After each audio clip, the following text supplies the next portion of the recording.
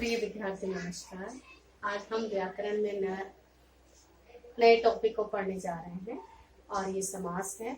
समास आप छोटी क्लास से पढ़ते आए हैं, लेकिन आज हम विस्तृत रूप में इसको पढ़ेंगे।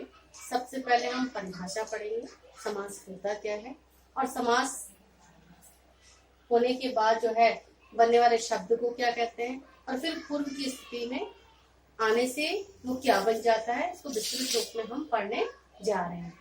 तो सबसे पहले समास की परिभाषा लेते हैं कि जब हम दो या दो से अधिक शब्दों को छोटा जो या संक्षिप्त करने की जो विधि है, जो उससे छोटा करके नया शब्द बनाते हैं, इस विधि को, इस क्रिया को या इस प्रक्रिया को हम समास कहते हैं।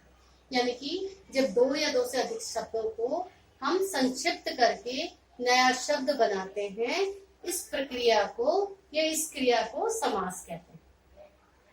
अब हम जो है इसके बाद ये पढ़ेंगे समस्त पद किसे कहते हैं।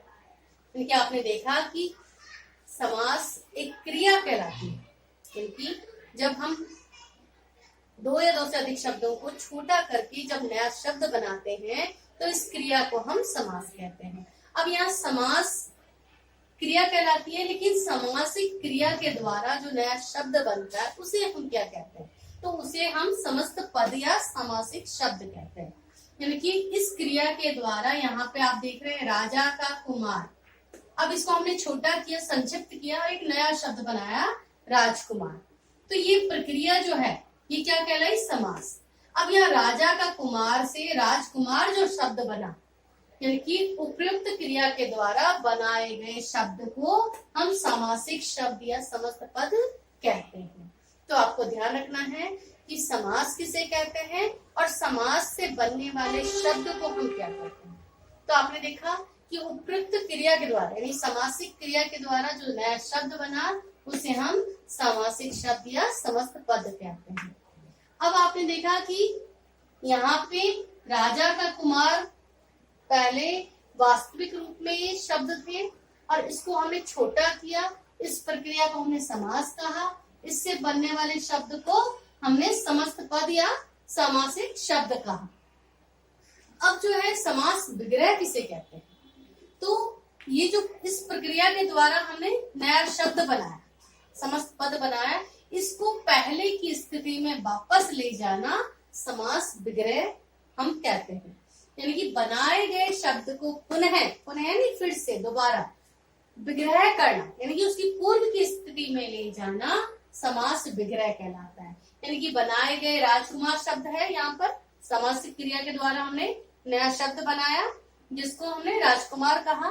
अब ये राजकुमार को फिर से उसकी पूर्व की स्थिति में ले जाना, यानी कि वापस जो कारक चिन्ह का लोप हुआ था उसको हमने यहाँ पे स्थापित किया और इस प्रक्रिया को हम समास विग्रह कहते हैं। तो सबसे पहले समास में हम तीन चीजें ध्यान रखेंगे कि समास किसे कहते हैं, फिर समासिक शब्द या समस्त पद किसे कहते हैं और फिर समास विग्रह किसे कहते हैं।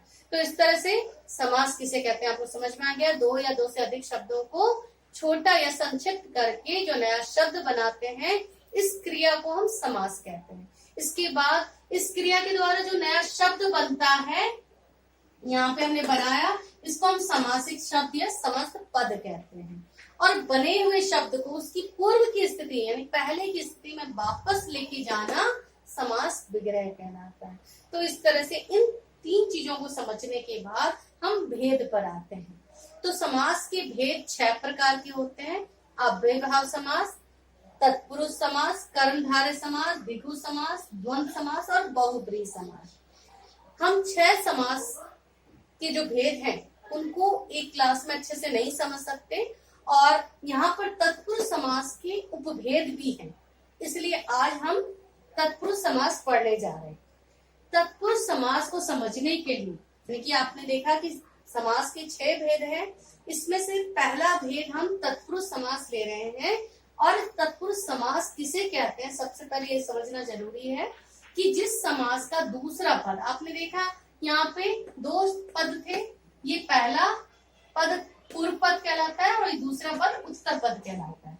बाद वाले शब्द को हम उत्तर पद कहते हैं। तो यहाँ ध्यान रखना कि जिस समास का दूसरा पद यानी ये वाला यानी उत्तर पद प्रधान हो, उसे हम तत्पुरुष समास कहते हैं, यानी कि उसका मूल्य ज्यादा होता है, प्रधानता रहती है। लेकिन यहाँ पे तत्पुरुष समास को समझने के लिए आपको कारक चिन्हों को ध्यान में रखना बहुत जरूरी है, क्योंकि कारक के जो भेद हैं, 8 प्रकार के कारक के भेद होते हैं, वही भेद जो है तत्पुरुष के भी भेद होते हैं, और उन चिन्हों का प्रयोग और लोप किया जाता है तत्पुरुष समास में। तो कारक तो 8 होते हैं, लेकिन तत्पुरुष के 6 ही भेद होते हैं। तो कारक में जो 8 भेद में पहला भेद जो कर्ता कारक होता है और आखिरी संबोधन कारक होता है, इसका प्रयोग यहाँ पर तत्पुरुष समास में नहीं करते। इसके अलावा जो 6 भेद होते हैं उसको हम यहाँ प्रयोग में लेते हैं। तो सबसे पहले हम कर्म तत्पुरुष को लेंगे। अब यहाँ ध्यान रखना है कि समासिक पद में कारक चिन्ह का लोप हो जाता है और विग्रह करते वक्त हम उन लुप्त कारक चिन्ह का फिर से प्रयोग करते हैं। तो कारक चिन्ह को आपको बहुत अच्छे से ध्यान रखना है, नाम के अनुसार आपको याद आ जाते हैं। जैसे कर्म तत्पुरुष है, अब कर्म का कारक चिन्ह क्या होता है? को। तो यहाँ पर क्लियर है, यानी को कारक चिन्ह का प्रयोग करना है और को कारक चिन्ह का लोप हो जाना है। तो यहाँ पर हमने उदाहरण लिया है यश को प्राप्त, तो यहाँ पे को कारक चिन्ह का प्रयोग किया था। अब जब हम सामासिक पद बनाएंगे तो उसका लोप कर देंगे और क्या बन जाएगा? यश प्राप्त। ऐसे ही दूसरा है जन को प्रिय, यहाँ भी को कारक चिन्ह का प्रयोग हुआ है।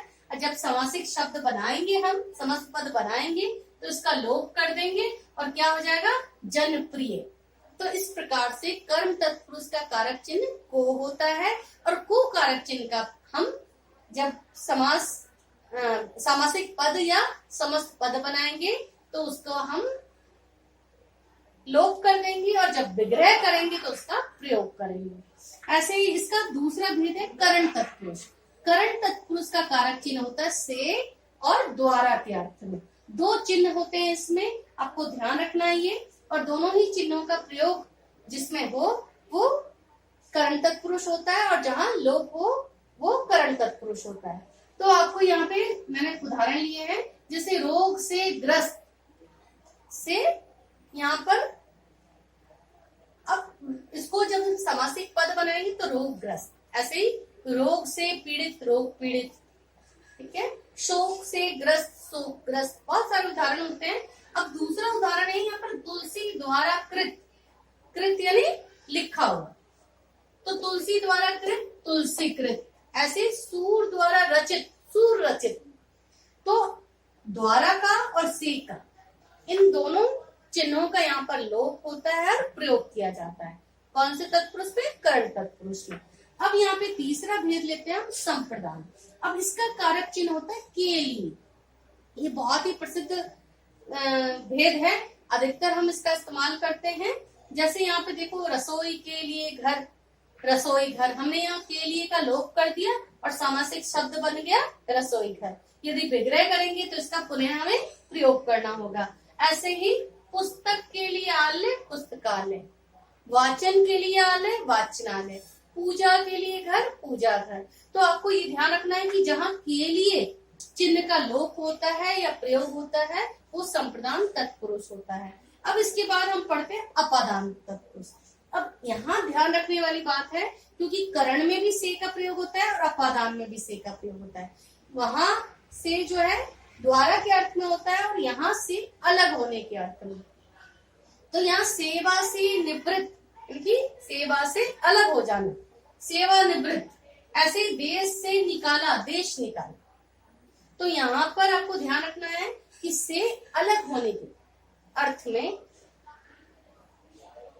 अपादान तत्पुरुष का प्रयोग होता है। तो दोनों में थोड़ा सा आपको ध्यान रखना है कि अपादान में से अलग होने के अर्थ में और करण में आपको से द्वारा के अर्थ में। अब इसका अगला है संबंध तत्पुरुष। संबंध में का के की आदि चिन्ह का प्रयोग होता है, का के की। अब यहाँ पर जिन सामासिक पद में इनका लोप हो या फिर जिन विग्रह में इसका प्रयोग हो वहां पे संबंध तत्पुरुष होता है। जैसे मैंने यहाँ शुरुआत की थी, राजा का कुमार राजकुमार, यहाँ का शब्द का प्रयोग हुआ है, का कारक चिन्ह का प्रयोग हुआ है, तो ये किसका उदाहरण है? संबंध तत्पुरुष का। और उदाहरण मैंने यहाँ लिए हैं, जैसे पर के अधीन, पर का मतलब होता है दूसरा, और के अधीन यानी कि दूसरे के अधीन, पराधीन। ऐसे घोड़ों की दौड़, घुड़दौड़, तो आपने देखा का का लोप हुआ, यहाँ पर के का लोप हुआ और यहाँ पर की का लोप हुआ, यानी का के की कारक चिन्हों का जहां प्रयोग हो और इन विभक्ति चिन्हों का जहां लोप हो, वहां पे संबंध तत्पुरुष समास होता है। अब आखिरी में है इसका अधिकरण तत्पुरुष। अधिकरण का कारक चिन्ह होता है में और पर, ये दो चिन्ह इसका प्रयोग होता है। अब यहाँ पे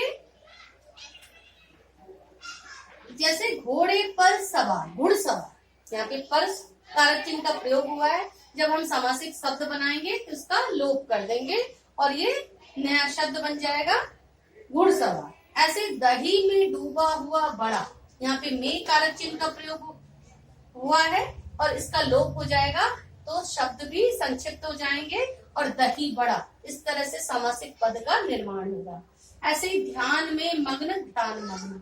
तो आपने देखा कि तत्पुरुष समास को समझने के लिए हमें कारक चिन्हों का ध्यान रखना बहुत आवश्यक है। यदि हमें कारक चिन्ह याद होते हैं तो तत्पुरुष समास के शब्दों को आसानी से पहचाने जा सकते हैं और आसानी से उनका विग्रह भी किया जा सकता है। तो इस तरह से तत्पुरुष समास में कारक के जो 8 भेद है उनमें से 6 भेदों को तत्पुरुष समास के भेद के रूप में हम काम में लेते हैं। और इस प्रकार से आपने देखा कि तत्पुरुष समास कारक चिन्ह यदि आपको याद है तो आसानी से आप उनके भेदों को पहचान सकते हैं। तो इस तरह से आज समास में आपका तत्पुरुष समास को हमने अच्छे से पढ़ लिया है और इसके साथ में आपकी 4 टॉपिक क्लियर हो गए कि सबसे पहले समास किसे कहते हैं, फिर उसके बाद जो है समास पद किसे कहते हैं और उसके बाद समास विग्रह किसे कहते हैं और साथ में तत्पुरुष समास। धन्यवाद।